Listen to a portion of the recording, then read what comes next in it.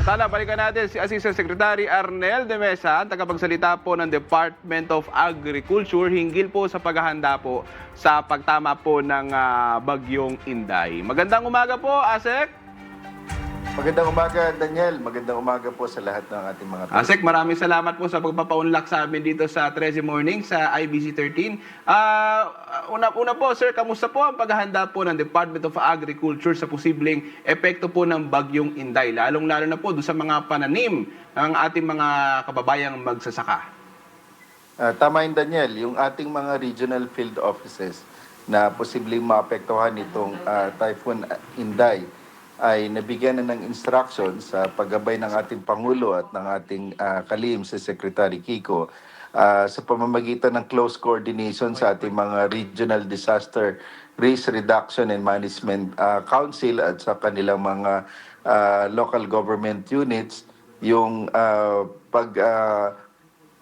coordinate sa kanila at pagposisyon ng mga binhi ng palay at mais at saka ng ating mga high value crops. Kasama na rin dito yung mga drugs and biologics para sa ating mga livestock and poultry at yung fish stocks and paraphernalia naman para sa ating fisheries.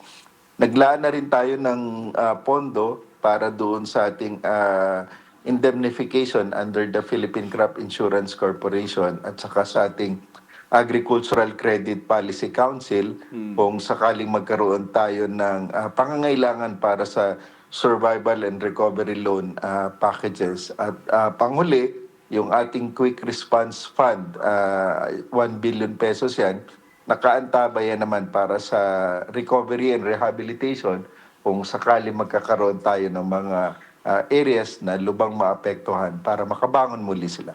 Asik, may mga nagsasabi po na makakatulong daw yung dalang ulan ng bagyo doon sa mga dam natin. Ano? Totoo po ba ito para doon sa patubig sa mga palayan? Tama yun, Daniel. Kung titingnan natin yung typhoon track ng bagyo, hindi yan directly tatama sa ating mga kalupaan dito, specifically dito sa Luzon areas na marami tayong palayan. Pero kung titingnan mo naman yung lawak ng kaulapan, makikita natin na may mga tatama dito sa Luzon, sa Visayas. Most specifically dito sa Luzon, importante na tatama yung tubig ulan, lalo na rito sa ating mga watershed areas.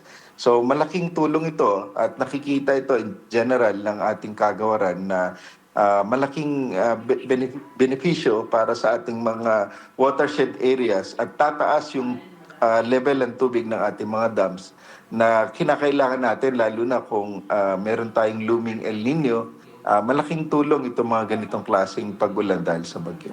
Asik, hindi naman po ba magdulot kaya ng shortage sa supply po ng karne, isda, gulay, itong posibleng epekto po ng bagyo? At paano po ito tutugunan ng DA?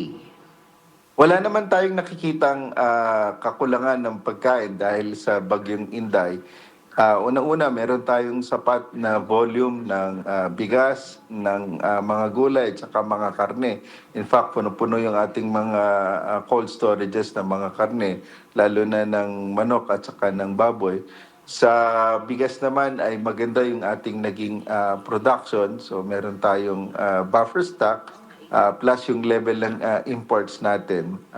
So hanggang sa susunod na anihan ay wala tayo pong problema pagdating sa volume.